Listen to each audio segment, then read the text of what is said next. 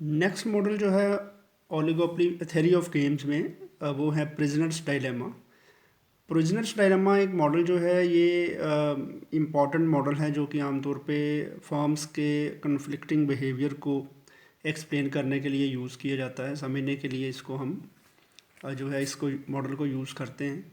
इस मॉडल में हम पढ़ते हैं कि कैसे ओलिगोपोली मार्केट में जब दो फर्म्स में डुओपोली मॉडल खास स्पेसिफिकली डुओपोली में which is a form of oligopoly आपस में स्टिफ कंपटीशन होता है और फर्म्स जो हैं वो अगर आपस में कोऑपरेट करें और प्रॉफिट ज़्यादा कमा सकती हों, लेकिन किस प्रकार जो है वो एक फर्म दूसरे को ज़्यादा प्रॉफिट कमाने के चक्कर में चीट करती है और इसका रिज़ल्ट क्या होता है कि दूसरी फर्म भी उसी के हिसाब से जो है वो अपने डिसीजन लेती है और अल्टीमेटली दोनों फर्म्स को उसमें नुकसान होता है।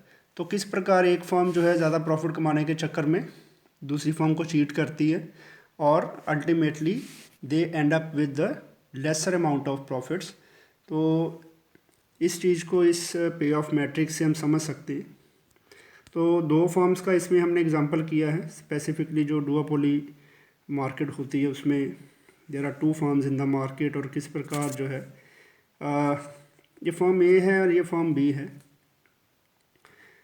अच्छा, इसमें हमने ये क्या लिखा है कि जो अगर दोनों फर्म्स जो हैं अगर वो एक दूसरे को कोऑपरेट करें, दोनों फर्म्स एक दूसरे को कोऑपरेट करें तो हमारे पास ये प्रॉफिट्स आ जाते हैं।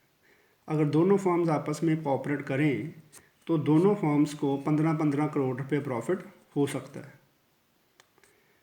कॉर्पोरेट का मतलब यहाँ पे ये है कि मान लो दोनों फर्म्स हाई प्राइस चार्ज कर रही हैं और उनसे दोनों को फ़ायदा हो रहा है हाई प्राइस चार्ज करके 15-15 करोड़ का, तो कोई भी फर्म एक दूसरे को चीट नहीं करेगी। दोनों कोऑपरेट करें, दोनों अगर ए फर्म हाई प्राइस चार्ज कर रही है तो बी फर्म भी हाई प्राइस चार्ज कर रही है, तो दोनों को फ़ायदा हो रहा है, 15-15 करोड़ का फ़ायदा हो रहा है। अब अगर इसमें लेट अस सपोज के फर्म जो ए है वो तो कोऑपरेट करे लेकिन बी चीट करते, उससे क्या होगा कि ए फर्म तो कोऑपरेट कर रही है, मतलब हाई प्राइस ही चार्ज कर रही है, और बी फर्म कहती है कि मैं लो प्राइस चार्ज करके अपनी सेल बढ़ा लूँ, इससे मेरे प्रॉफिट बढ़ जाएंगे। तो उससे बी के प्रॉफिट 25 करोड़ हो सकते हैं और ए के कम होकर 2 करोड़ हो सकते हैं। तो बी फर्म के दिमाग में ये आता है कि 15 करोड़ पे मेरा प्रॉफिट है, लेकिन अगर मैं चीट कर दूं ए को तो मेरे प्रॉफिट 15 करोड़ से बढ़कर 25 करोड़ हो सकते हैं।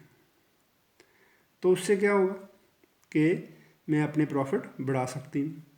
तो बी फर्म जो है चीट करती है और अपने प्रॉफिट को बढ़ाती है, लेकिन ये बात यहाँ पे ख़त्म नहीं होती। जब ए को इस बात का पता लगता है कि मेरे प्रॉफिट तो कम हो गए और बी के प्रॉफिट ज़्यादा हो गए हैं, इसका मतलब जो बी है वो मुझे चीट कर रहा है, तो ए क्या करेगी, ए भी चीट करेगी। यानी कि जो वो दोनों हाई प्राइस चार्ज करके कोऑपरेट कर रहे थे एक दूसरे को, बी के चीट करने से ए ने भी चीट करना शुरू कर दिया और रिज़ल्ट क्या हुआ, दोनों के ही प्रॉफिट जो हैं वो कम होके 5-5 करोड़ हो गए। तो ज़्यादा प्रॉफिट कमाने के चक्कर में बी फर्म ने चीट किया, लेकिन अल्टीमेटली उसको नुकसान हुआ और एक ने उसके रिटेलिएशन में जो है उसको चीट किया और दोनों के प्रॉफिट 5-5 करोड़ हो गए। बजाय इसके कि दोनों एक दूसरे को कोऑपरेट करते तो 15-15 करोड़ रुपये कमा सकते थे, लेकिन ज़्यादा प्रॉफिट कमाने के चक्कर में एक फर्म अगर चीट करती है, मतलब यहाँ पे हमने ज्यूम किया कि बी फर्म ने चीट किया, ए फर्म भी जो है वो चीट कर सकती है। अगर ए फर्म चीट करती है तो ए के प्रॉफिट जो है 25 करोड़ और बी कोऑपरेट करती है बी के 2।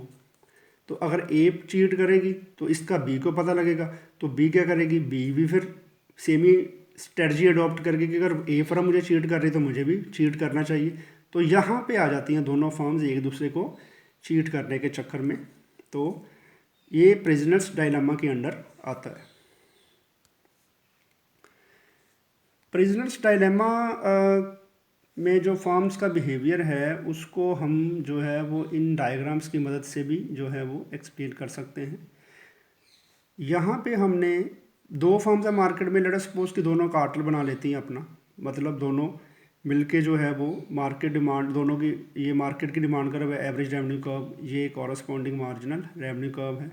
दोनों फर्म्स की मार्जिनल कॉस्ट कर्व को हॉरिजॉन्टली ऐड किया, ए और बी फर्म्स की, हमारे पास ये मार्जिनल कॉस्ट कर्व बन गई जॉइंट। तो इक्विलिब्रियम जो बड़ा M C equal to M R, M C cuts M R from below, ये इक्विलिब्रियम कंडीशन होती।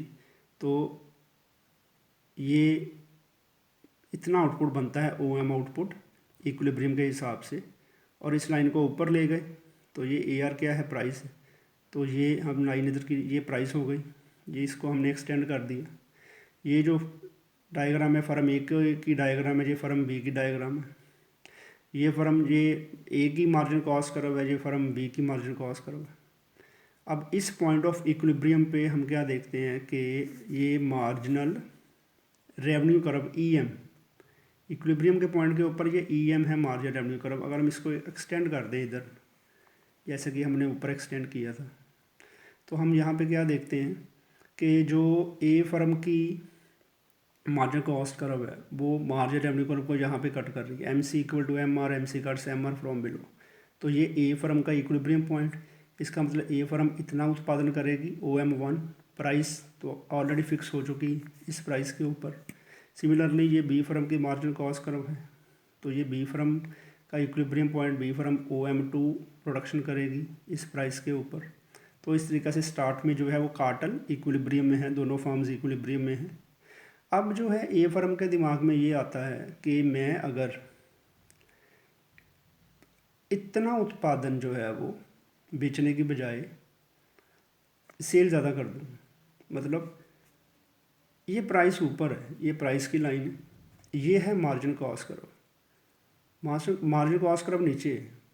अब ए फर्म के दिमाग में ये आता है कि अगर मैं सेल को बढ़ाऊँ, यहाँ पे मार्जिन कॉस्ट और प्राइस आपस में बराबर है, मतलब फर्म इतना उत्पादन कर सकती, इतनी सेल बढ़ा सकती है अपनी। फर्म कहती है कि मैं इतनी सेल करने की बजाय सेल ज़्यादा करती हूँ, क्योंकि यहाँ पे ये जो शेडेड एरिया है ये फर्म के प्रॉफिट शो कर रहे हैं अगर फर्म सेल बढ़ाती है, क्योंकि एडिशनल उत्पादन करने के लिए ये उसकी मार्जिन कॉस्ट आ रही है जबकि प्राइस ज़्यादा है, तो ये शेडेड एरिया प्रॉफिट को इंडिकेट करता है।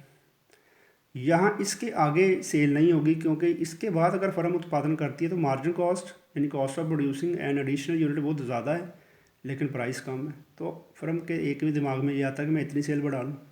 सिमिलरली फर्म बी भी कहती है मैं भी ए को चीट करूँ और इतनी सेल बढ़ा लूँ, मेरे प्रॉफिट इतने ज़्यादा हो जाएंगे। और रिज़ल्ट क्या होता है, दोनों ऐसा करती हैं, और जब दोनों को एक दूसरे का पता लगता है कि ये चीट कर रही है, ए फर्म कहती है बी मुझे चीट कर रही है, बी फर्म कहती है ए मुझे चीट कर रही है, तो रिज़ल्ट क्या होगा, कार्टेल जो है वो ब्रेक हो जाएगा, उनका जो आपस में एग्रीमेंट है वो टूट जाएगा। So it leads to instability of the cartel.